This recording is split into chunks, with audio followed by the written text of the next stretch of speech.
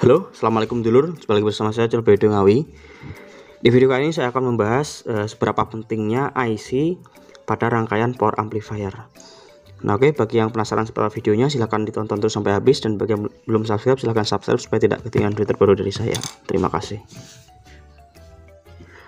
Nah, oke lur ya, kita lanjut videonya. Jadi di sini saya akan menerangkan dan juga sebenarnya berbagi pengalaman ya yang saya alami gitu.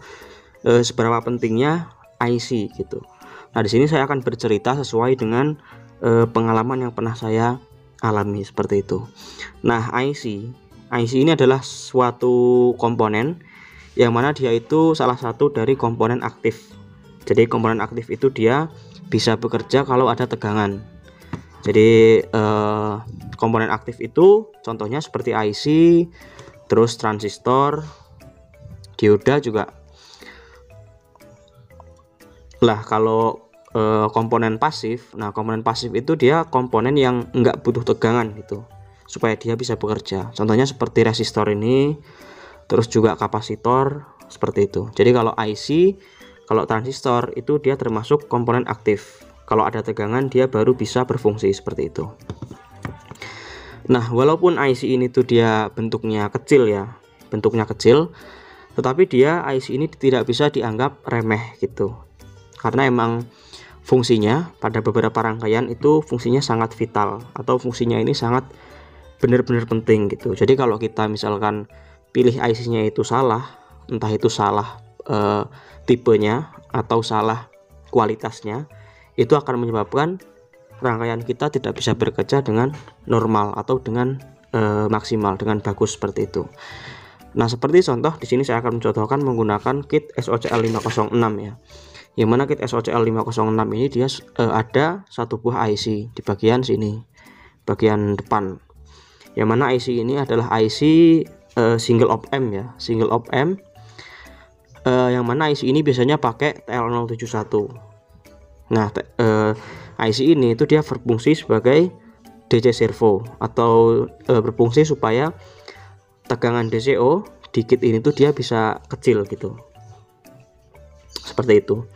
Nah, saya dulu pernah nyoba ya IC ini, TL071 ini, saya nyoba pakai IC yang bisa dibilang jelek gitu, atau ya harganya murah. Kalau nggak salah dulu harganya cuma Rp2.000 lur, atau 1.500 ya. Itu saya iseng nyoba, dan setelah saya pasang, ternyata driver power amplifiernya ini, SOCL-nya itu dia apa ya, bunyinya itu aneh gitu.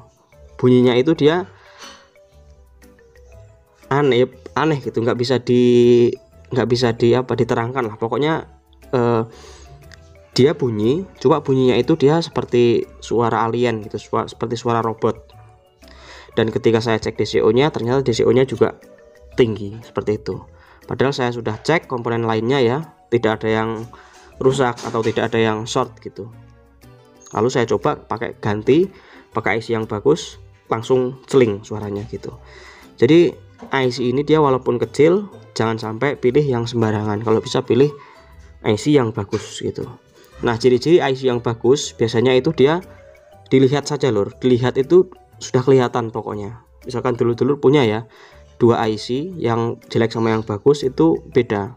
Kalau yang bagus ini dia di tulisannya itu kelihatan rapi gitu, tulisannya rapi, terus juga jelas tulisannya, terus tulisannya ini bagus gitu. Tapi kalau IC yang jelek biasanya tulisannya ini dia agak burem, terus juga tulisannya itu nggak rapi. Kalau ini rapi loh, tulisannya itu bagus gitu, kayak apa ya, kayak ketikan komputer lah istilahnya gitu. Jadi bagus, tulisannya itu rapi, bagus seperti ini. Ini IC, contoh IC yang bagus. Ketika dipakai di di driver itu dia suaranya bagus, hasilnya juga bagus. Nah, sama satu lagi lur, ini juga saya ada kit crossover aktif ya. Yang ini adalah kit yang biasa saya pakai untuk crossover aktif yang saya produksi gitu.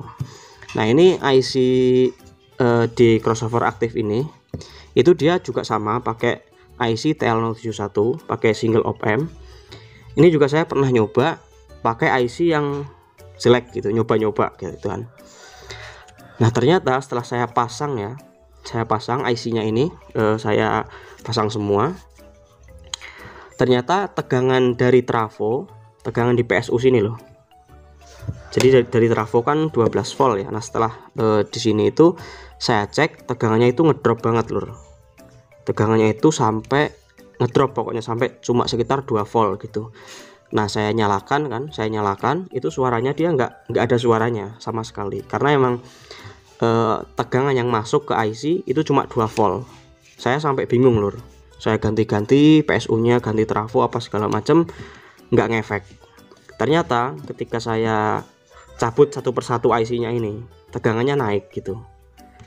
Terus saya sisakan tinggal 1 atau 2 IC, tegangannya normal gitu. Jadi ketika IC-nya ini dipasang banyak, tegangannya langsung drop turun gitu loh. Nah otomatis kalau tegangan yang masuk ke IC ini dia cuma 2 volt, ya nggak akan kerja, karena tegangan optimal untuk IC ini sekitar 15 volt gitu. Jadi dia nggak kerja lor. Saya juga dulu sampai bingung, sampai saya otak-atik lah pokoknya. Saya cari mana yang salah, dan sebenarnya nggak ada yang salah. Dan setelah saya ganti IC-nya pakai yang bagus semua, tegangannya normal gitu. Seperti itu. Jadi apa ya,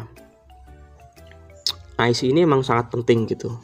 Dan kalau misalkan pakai IC yang jelek, itu malah kita bingung lur, yang salah itu yang mana gitu.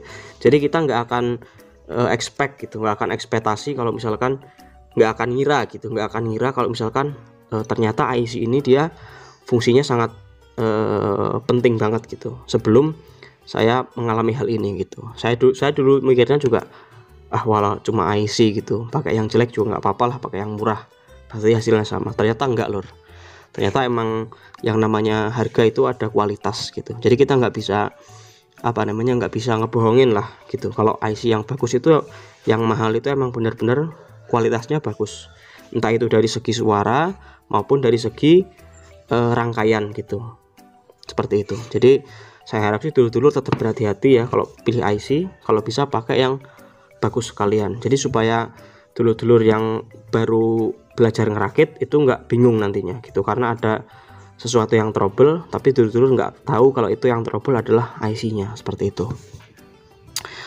Dan yang namanya IC ini emang bisa dibilang antara harga yang IC yang bagus sama yang jelek itu harganya lumayan jauh lah, seperti itu. Harganya itu bisa beberapa kali lipat gitu. Jadi ya sangat sangat menggiurkan lah gitu untuk harganya, karena perbedaannya jauh tapi kualitasnya juga bedanya jauh, seperti itu. Kalau misalkan dipasang bunyi oke lah gitu, tapi bunyinya juga akan maksimal. Tapi kalau bisa dipasang nggak bunyi malah trouble, nah itu malah kita jadi bingung, seperti itu. Jadi saya harap dulur-dulur bisa ya itulah, belajar dari kesalahan saya. Semoga video ini bisa bermanfaat bagi dulur-dulur yang khususnya bagi yang pemula yang baru merakit power amplifier ataupun ngerakit rangkaian-rangkaian lainnya, seperti salah satunya crossover ini, seperti itu. Nah oke lor ya, mungkin itu saja untuk video kita kali ini, sedikit pengalaman yang bisa saya share. Semoga ada manfaatnya. Kita akan sambung di video-video kita selanjutnya. Terima kasih. Assalamualaikum warahmatullahi wabarakatuh. Salam damai. Jos.